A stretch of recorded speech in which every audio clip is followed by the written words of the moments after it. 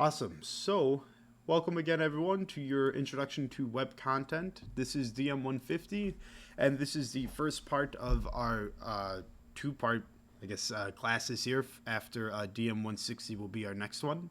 But essentially, we're going to be talking about branding and web content and trying to get your name out there. I do know from our introductions, we have one student that is running his own online store, which is super cool to hear as well. It's definitely something that is much more readily available to do now. And so hopefully some of this helps out with the business too. And we can go ahead and get started here. Oops. There we go. Cool. So essentially what we'll be learning here today, and more so throughout the entire course as well, is low-level benefits in general of content marketing, but more importantly, what content marketing is at its very core, and why it's important to make a brand to show off to other people as well. And in correlation with that, you'll also be able to figure out what type of brands you should make based on customer needs and what the feedback you get from it is, what makes up solid content for your brand. And then again, defining what your content marketing strategy is, or in another term, kind of figuring out which way you want to, brand yourself to, and what to do in some scenarios with that. We'll be looking at a lot of brands during these slides as well. So you might figure out, such as like Red Bull and stuff as well, you'll figure out that there's lots of different ways you can brand yourself, and it's very helpful, especially if you can find a really niche or unique brand that you can focus on. So cool. This is probably going to be on the quiz, just a heads up. But again, we have our slides here, so it's fine. But this is question is, what is content marketing? And reading off the slide here again, it's just the creation and delivery of relevant and valuable information by businesses to help them stand out, influence, and engage more customers. So that's a huge definition, right? And it's very broad, and that's important for us that it's broad, because that means we can determine what we want to be relevant and valuable information. So for instance, if some companies are doing charity work, they might talk a bit about that. And a company selling sneakers, maybe doing charity work, it doesn't maybe help out with the sneaker production, but it does show that the company cares. And some people might be more attracted to the company if they see they're buying a product that's associated with some good morals and stuff like that as well. So essentially, your content marketing is figuring out a way to show to customers ways that or items that you do in your company in order for yourself to stand out. But the biggest thing here is that there's three kind of key points here you want to take away, is that you want to stand out, you want to influence people, and most importantly, you want to get more customers, right? Because at the end of the day, what we want to do is increase the amount of customers that we can receive. I'm recording good. Cool. Nice. And now we have another little question here. And such as this one, it's asking, how long has content marketing been around? Well, it's been around for ages, right? It's always been around. People have been marketing themselves in very different ways. But it probably, like maybe during the 1500s, it wasn't determined as content marketing, of course. It might have been a bit different. But the reason why we see content marketing popping up nowadays is that everyone has phones on them, like this one here. Everyone is able to have a bunch of phones and technology pieces, and it's much more easier and readily available to break into these markets. And it's a lot easier to reach a lot more people. For instance, if you're driving down a highway, just think about how many ads you see every day, right? The amount of billboards on taxis and buses, there's commercials everywhere. We sometimes might get a bit numb to them, and we don't think about them too much. But regardless, content marketing has been around for a while, but it's just because of the digital era and our current modern day society, it's pretty much everywhere at this rate. And you'll see here at the top of this slide, there's a video. How John Deere uses content marketing to educate customers. I'm not going to make you guys watch the video with me right now, but what I'll do is after our slides here, I can go back and reference these videos and discuss what they're talking about as well. Cool, so here's a great question, right? So what's inside of a brand? And essentially, a brand is this type of idea, is in general, why you do what you do. Or essentially, what the purpose for your business is, right? So Nike has that big brand, right? Like the Just Do It one. They're all about athletics and then just doing it as well. And other ones, Red Bull's another one, right? That gives you the wings, but Red Bull is also associated with a bunch of sports and like extreme sports too. And so you might not think of Red Bull as just like an energy drink. You might think of it as this overall athletic, energetic type of deal. And again, a main bullet point here to take away is that they like brands that stand for something. So again, branding yourself in very different ways is always crucial to get your product out there too. For instance, Apple has some products that are pretty expensive, but they're pretty minimal and they're pretty unique looking, right? And they have their own type of brand that they're distributing, and they're able to charge that much money because they have that backing of the brand where you kind of get what you pay for, right? You get this really solidly made product, depending on if you break it or not, right? But essentially, the brands are here to answer the question of why you do what you do. And again, if you have a good brand, people will come to it, right? So essentially, again, we mentioned it earlier. Some of these companies go about, excuse me, go about doing charity work or cleaning up areas as well. There's a lot of positive good that people do, and it's important that the companies go about doing these, or excuse me, doing these activities in order to make their brand better. And people want to understand the product they're buying, right? Sometimes people just buy products anyway, but again, you might notice it in shampoos and conditioners and stuff in the stores and stuff as well. This product was not tested on animals and stuff like that as well. That's also a part of the brand, right? So not only are you paying for the good product, but you're also paying for the fact that they didn't abuse any animals while testing on it, as far as we know, and stuff like that as well, right? So people are going to be caring about what they buy because they might not be able to make differences in every aspect of humanity, but if they're able to go about buying products that are good or made with good intentions, that's always useful to use as well. Awesome. Oh, I saw. Oh, there's a question there. Sorry, I don't have my. There you go. Great. Is there a question? And again, if anyone has a question or if you want to go back to something, you can always just unmute and then speak out. Awesome. Question? Yeah.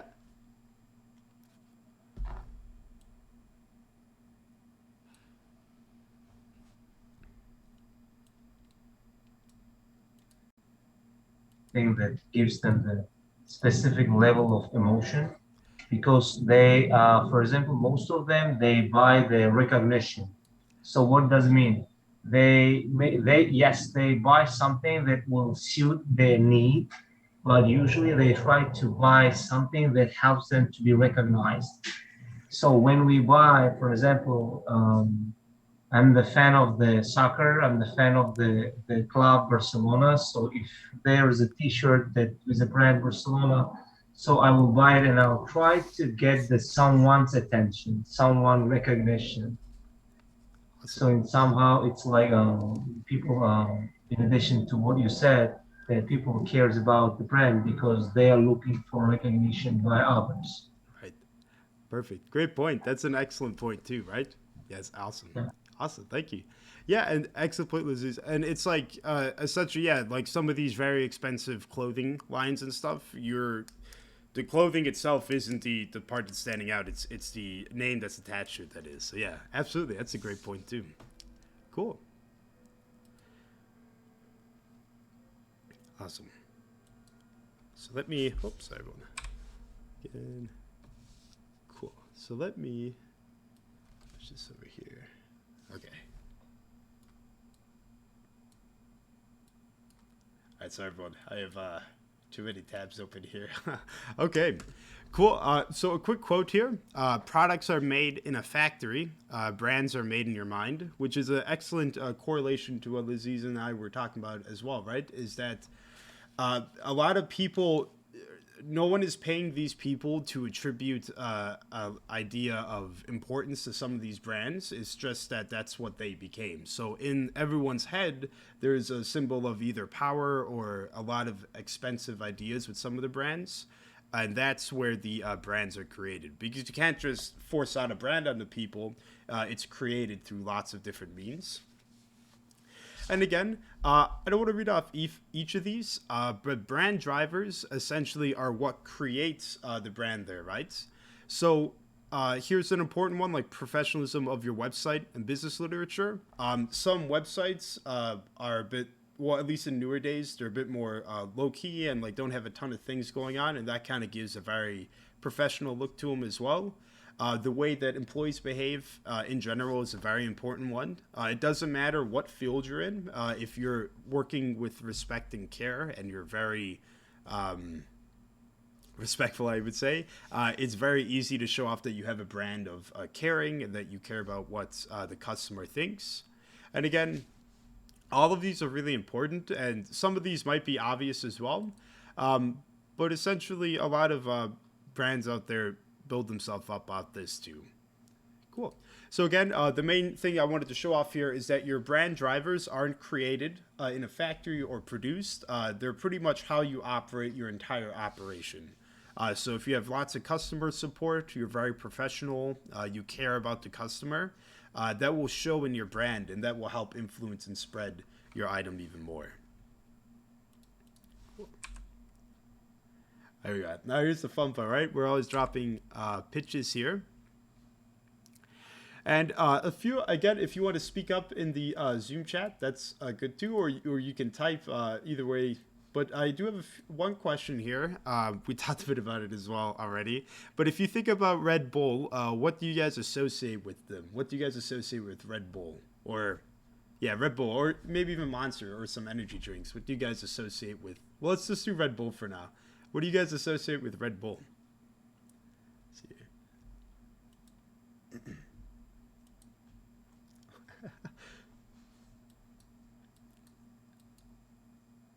Wings, right? Yeah.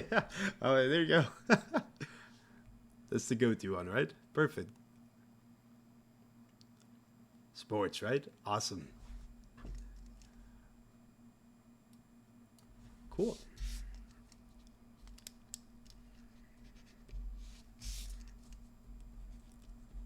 Right? So I got sports and wings here, which is essentially, oh, late night studies for finals. Yeah.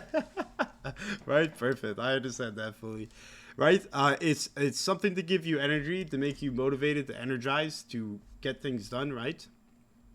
And essentially it's a way, but when you think of Red Bull, you think of these items, right? You think of wings, of sports. You don't really think of the actual drink itself in a sense. You think of more so what's associated with it.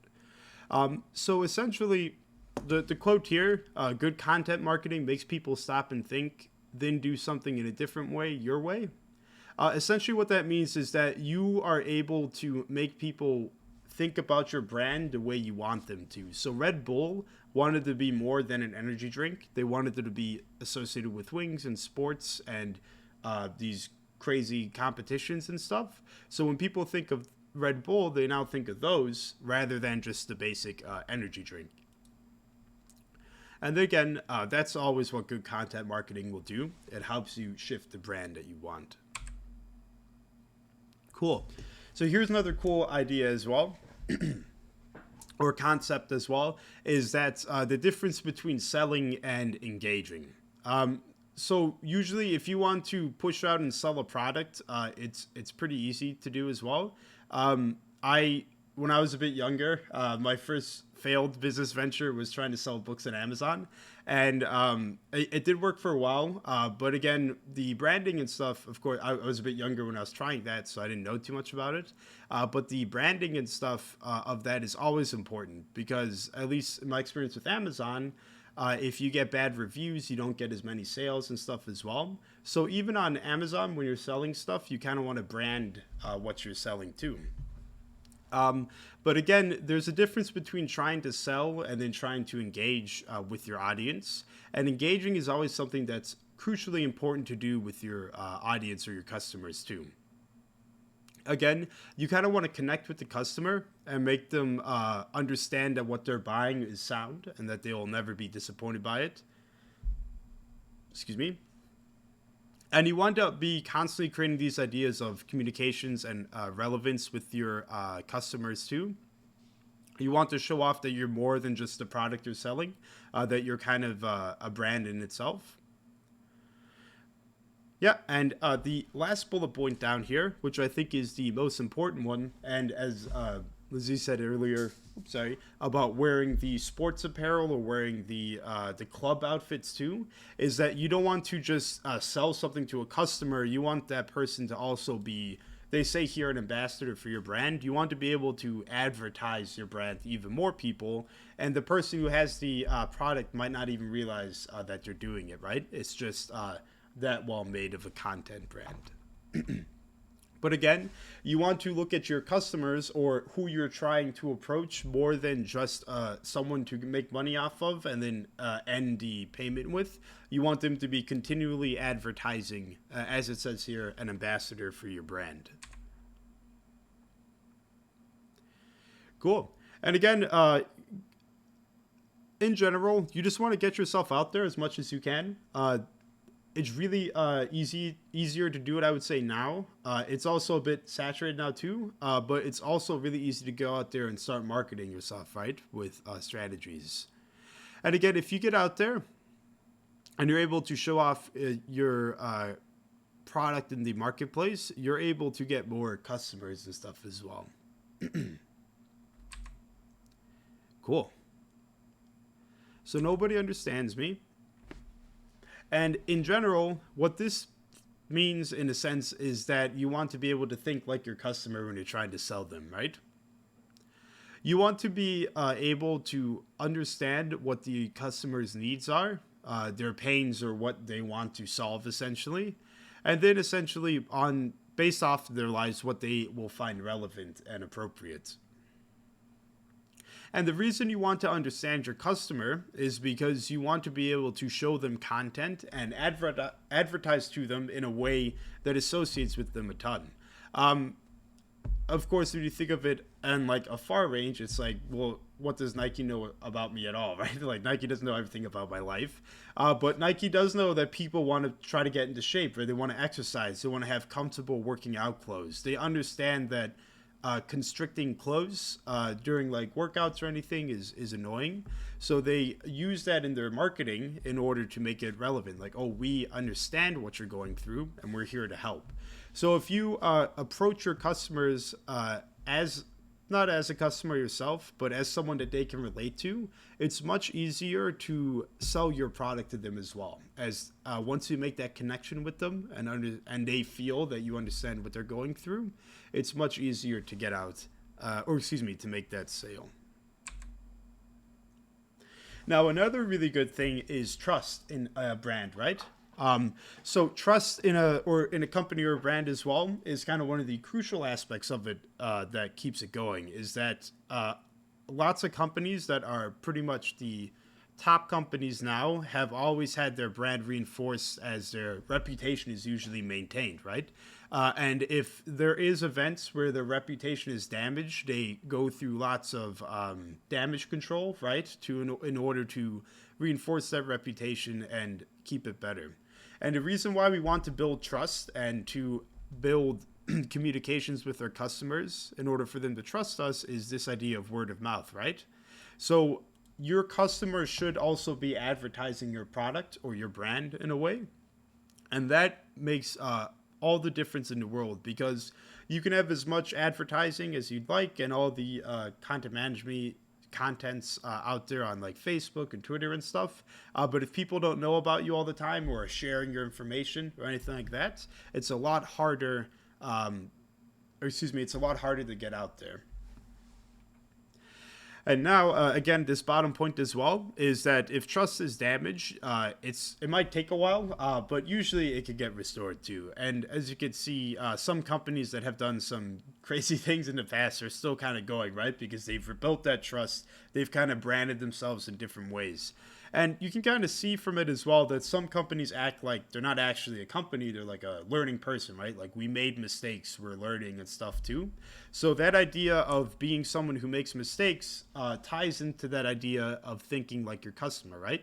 The companies acting like they make mistakes, they understand pains, helps show off their brand more. Cool. So here's a really you guys might have heard this as well. If you have you can just say something in chat. You could say something here. If you have any what is it, cool stories about this too, it'd be cool to hear. But you might have heard about the Michelin Guide and Michelin restaurants and stuff like that. They're kind of the world's fine dining authority. But it's actually developed by a tire company. So the dining authority was made by a tire company, and they wanted essentially, as the second bullet point makes, is like, why would someone go out and start a dining authority if they're only making tires? Is they wanted more people to drive more. And why do they want more people to drive more? Well, they're a tire company, so they want to sell more tires. So again, here, if they drove more miles, they would need to change their tires more often. And what happens if they wanted to change their tires? They would go to Michelin. So if you have these really, really 5-star Michelin restaurants, right, that everyone wants to try and go to, they're going to start driving to them more and more, even if they're far away. I know there's a few in Europe and in France that people probably drive hours to get to. And once you could drive there, you might have a higher chance of changing the tire. So it's a pretty unique and kind of crazy thing to think about too, that a tire company would design the dining authority. But you can see that this ties in with our idea of branding, right? Is that we want to make sure that we brand ourselves in a way that makes us attract more customers. And again, I said this earlier, but there's a few videos that I think are cool to watch. And what I'll do is after we finish up these slides, I'll go ahead and just review a few of those videos. Let's see here. Right. And again, this is just a nice slide to reiterate everything we're going through. But you always just want to focus on your customer. Try to figure out what they want, their struggles, what's affecting their lives, especially what matters to them. And then they're going to buy your product eventually. Because if you're focused on your customer, you'll figure out what you need to do in order for them to buy the product and then continue to go around with your brand. Cool. So these are pretty straightforward, right? Is that when you're making your content, it shouldn't be hidden. You should be able to find what you want to do right away. We'll talk a lot about that, some SEO. Oops. Uh-oh. How long has that person been in there? Whoa. I apologize. Someone's in there waiting. I hope they weren't in there too long. Apologies, everyone. Okay, sorry. But again, with some of these content things, you just want to make sure that your content is always focused on your customer and that you're able to be found easily too. Here's a really another important one is consistency, because you want to develop that brand, right? You want to develop being trustworthy and being focused on your customers. So if you're consistently showing off that you care, that you're focused on them, they'll start responding as well, and they'll see it as well. So hard effort does pay off, and it's obvious why it does, because consistency is key in these scenarios too. Cool. Here we go. Here's another one that's you, right? I think it's very easy to kind of show off your brand, whatever it is that you're doing. I know I said I sold books for a bit. There's a lot of things that you can do nowadays. But as long as you're kind of able to relate it to yourself or show off that it's your mission and whatnot as well, it's a lot easier because you're just being yourself. It's a lot harder to try to put up another persona or to be someone else and to be consistent, because the problem is that if you're not acting like yourself in your brand or your company, it's very hard to be consistent, because there's always going to be slips through the cracks or anything like that as well. Sometimes some stuff might happen that might show off that you have differences than what people said you did and stuff like that as well. And okay, here's another important one: is that it's always okay to see what other people are doing, right? I would say it's vitally important to see what your competition is doing, because you get to see what works. That doesn't mean that you need to copy what they're doing, but it does mean that it's important to check out what the competitors are doing too. But yeah, so again, create content that is you. So what, who, why, how, and when. And now here's a little checklist, I would say, if you're getting into your content management or you're trying to brand yourself out there. And again, this can be anything at once. My family's involved with construction and manual labor trades, so this is very important too. You could be trying to sell stuff online. You could be trying to start up some new businesses as well. But essentially, what you want to be showing off to everyone is what you're offering, who you're going to offer it to, why should they pick you for this product, how are you going to get out to them, and when are you going to get out to them. These two bottom ones here are probably going to be always changing constantly. You're going to be constantly changing how you might reach out to them or when you're going to reach out to them, or constantly updating it too. But these top three should be kind of consistent, right? Unless you're adding on more things to your brand as well. But essentially, you want to be offering the same, or not the same, excuse me, but you want to be picking something that you're very confident about offering to people. And then you're going to pick your market customer, right? Because who do you offer it to relates to that customers that we were talking about earlier, where we want to make sure that we can relate to that customer. Cool. So these are more in-depth. Oops, excuse me. This goes a bit more in depth through the what do you offer. But again, I mentioned this earlier, is that it's very important to find this type of niche in your marketplace, right? In order to make yourself stand out a bit more. There's lots of different ways you could do it. You can break into an industry that's already pretty prominent, but have your own little twist on it, so that can make you stand out more as well. But essentially, your core values are what influences you for your core actions. So essentially, what you're valuing at the, excuse me, what you're offering with your values is going to influence your brand and what you're going to offer to your customers too. But essentially, it's very critical, I would say, to make a very base foundation. And regardless of which way you go about branching out from there, as long as you're remembering your base values and your core values, it will help maintain that idea that you're consistent, that you're trustworthy, and that you have your own unique brand. Now, here's another thing: is your core values, which should always stay consistent with whatever brand you're doing. But essentially, your core values are what define your behavior as a business. Essentially, these can be referred to as your vision or your mission statements. And for an example, Google has to organize the world's information and make it universally accessible and useful, right? Lots of different construction companies that I've worked with too. They have a lot of core values that are similar. Like they want to be kind of like a people's person, a construction person, right? So they can relate to the customer a lot more. They kind of have a more personal relationship with the customer in that regard. But you want to make sure that once you pick your core value of what you're going for, you stick with it, because it's not a good look if you keep changing your values around a lot. Customers might get a bit nervous about that. So just make sure, regardless of what it is, that you maintain consistency with it. Cool. So I have a small activity here because I have been talking. You guys might be getting bored. But this is around the end of our slides here. And again, you could say it in the Zoom call or on the chat there.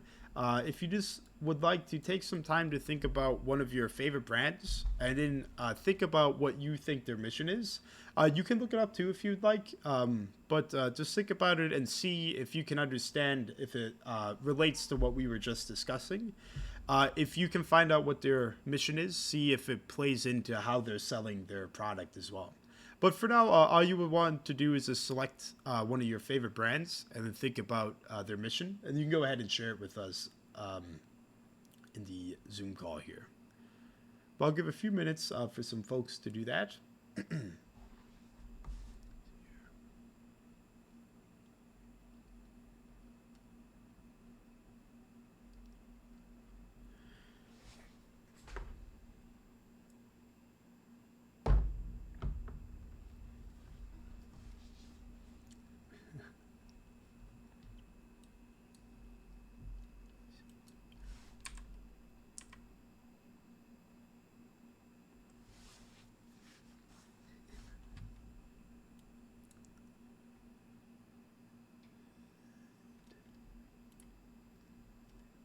Sorry, everyone. I know it's a bit early.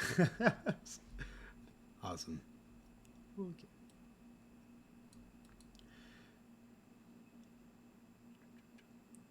And we could always come back to this one too. Again, no rush with sharing these ones as well. Let's see here. But again, with these activities and stuff too, it's more so to help out your comprehension of these topics and stuff as well, just to make sure that you're fully understanding what we're discussing here.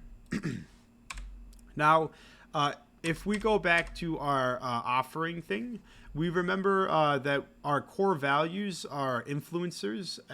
They feed into your core actions that occur with your company. And your core actions are essentially what make you stand out a bit more as well, right? So 24-hour support, the Prime stuff at Amazon, like the one-day deliveries, the money-back guarantees, personal service, like all these extended warranties. These core values that you have will build into your core actions, because if your core value is to make sure your customer is always satisfied, you're going to take actions to ensure that they're always satisfied, right?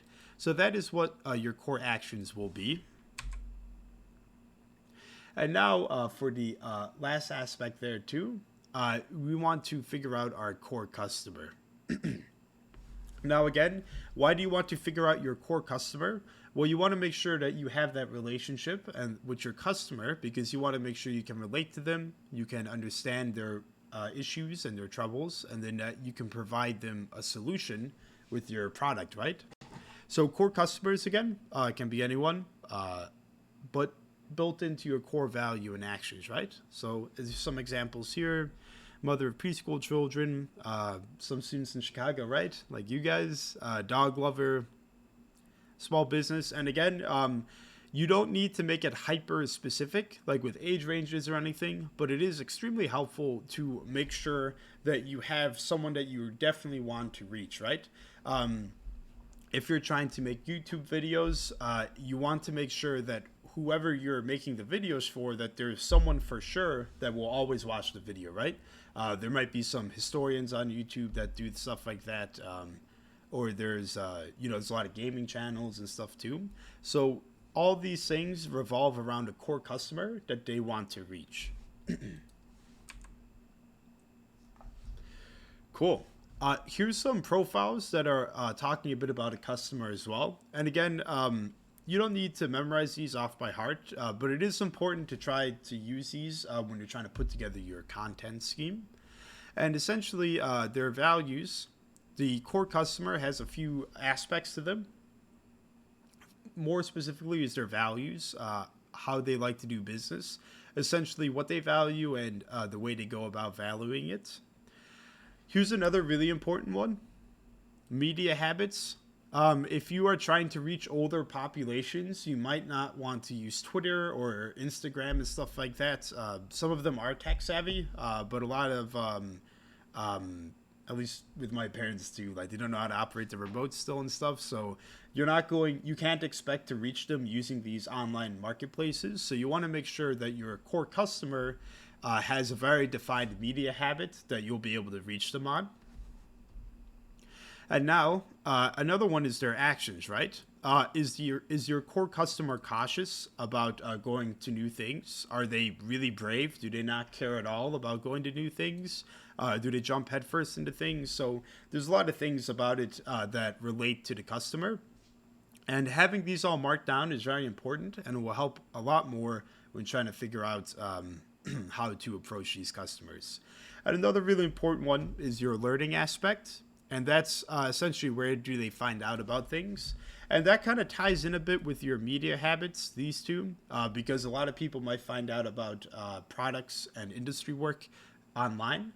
But again, these are your four kind of pillars that make up your customer. Again, you want to make sure that your core values are clearly defined. So you want to provide very accessible information in a convenient manner. That might be a core value you have. Google said that's what they wanted to do. They wanted to share all information to everyone universally. And then that informs their core actions, right? So Google is now able to have like the biggest like search engine ever. It's able to have all this database and information. It's very powerful, and its core action is defined by its core value. And their core customers are then brought about by their actions there, right? Because you want to make actions that take into account the four aspects of your core customer. So I know this sounds like really complicated and convoluted, it might, with all these different layers to it. But essentially, at the very basic, your values inflict your actions, and your actions will inflict your customer, right? So it's kind of like what is it, a waterfall effect almost, where one leads to the other, a domino effect, you could say. Your values inform your actions, and then your actions inform your customer. But what we want to say is that if you're very clear about these three tenets here, your values, actions, and your customer, it's extremely easy to be, or not, I won't say easy, but it's a lot easier to make it succeed. And when you're able to have these three things defined easily, you're able to answer next question, which is probably the most important one, right? Is why should they buy from me? Why should they use my company? Why should they pick me? And again, if you can offer all three of those items of your core values, actions, and customers, you're able to answer these questions, such as like, what problem are you solving? What they might like or dislike about the product? Do they need it? Do they want it? Right? Is your item a luxury item, or is it something that is necessary? You know, so these are very important to be, or it's extremely important to be very clear on the benefits you offer, as the customers will be able to determine if they're going to buy it based on how clear you are.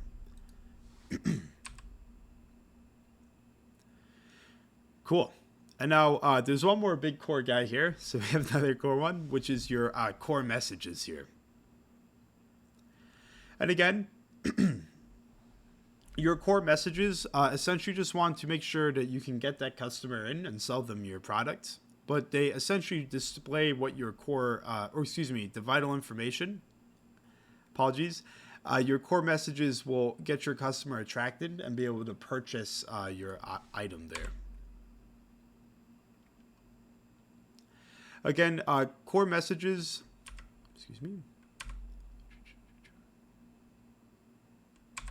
Sorry, I lost my place there. Apologies. So again, your core messages will help establish your position with the customer, right? You want to make sure that the customer can understand why they need to buy that item and what purpose it serves. It also informs the customer about your values, which we talked about earlier, right? Your core messages talk about your core values as well.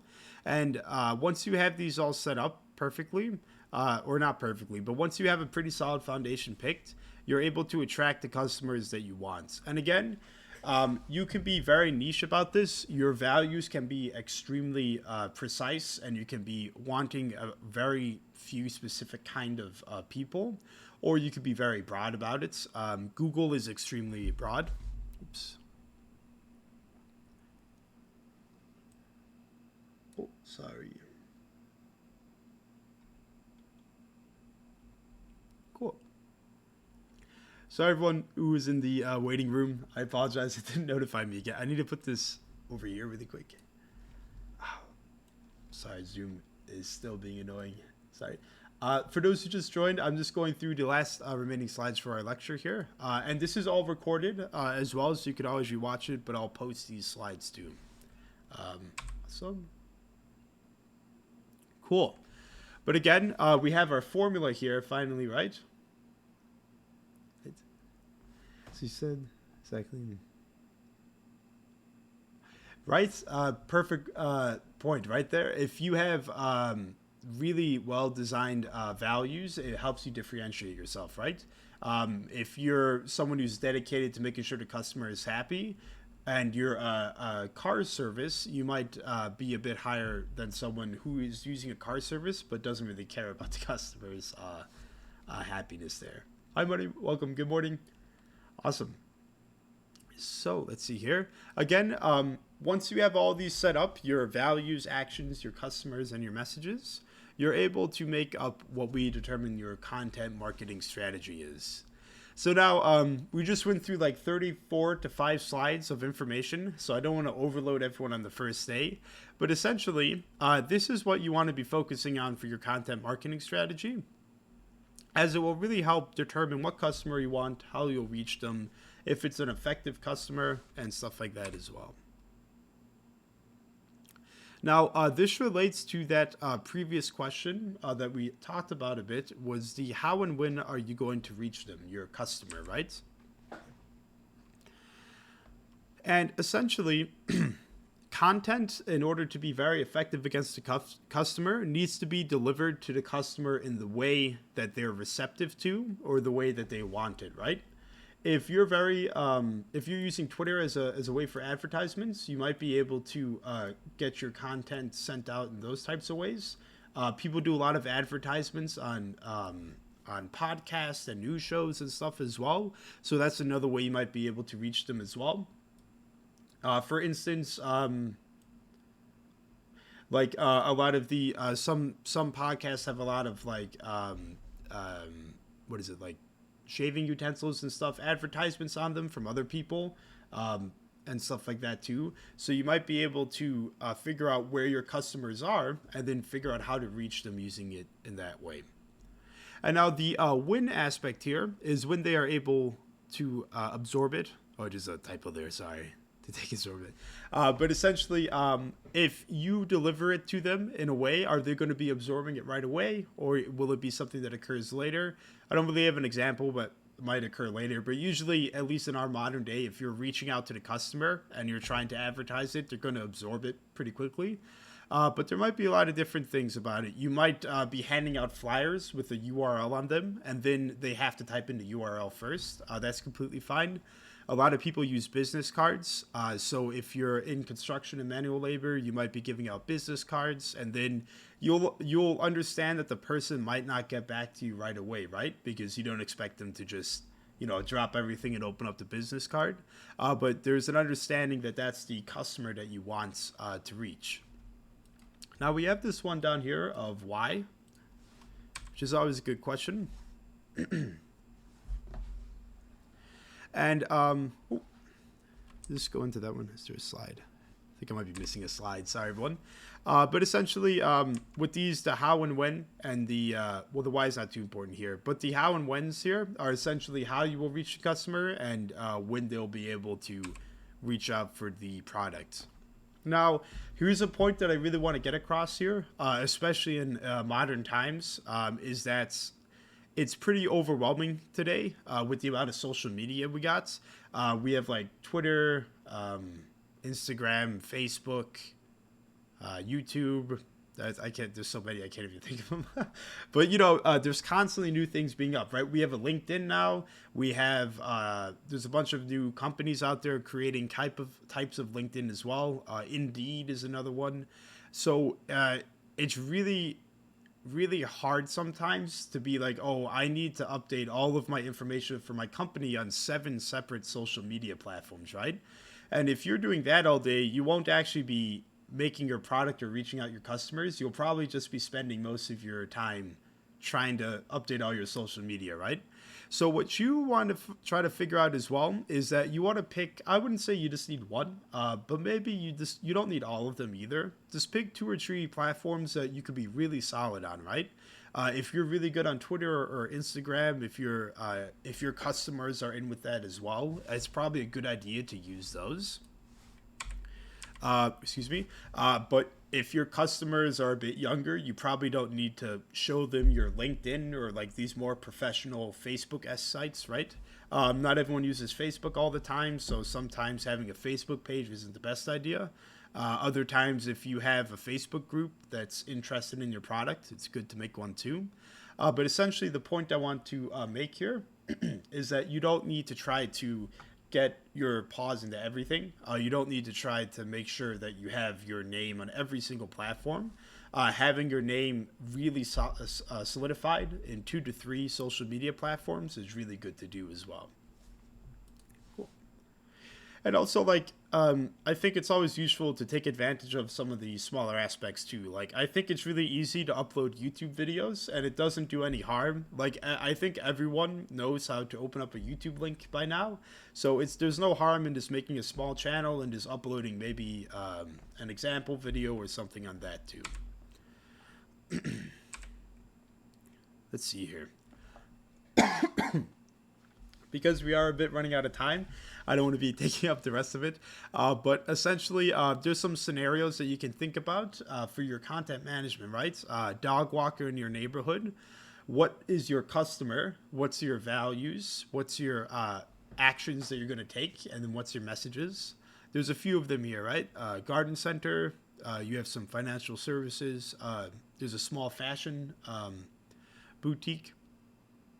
I mentioned earlier I did a bit of book selling as well, and then my family's a bit into manual labor trade, so I have experience with that too.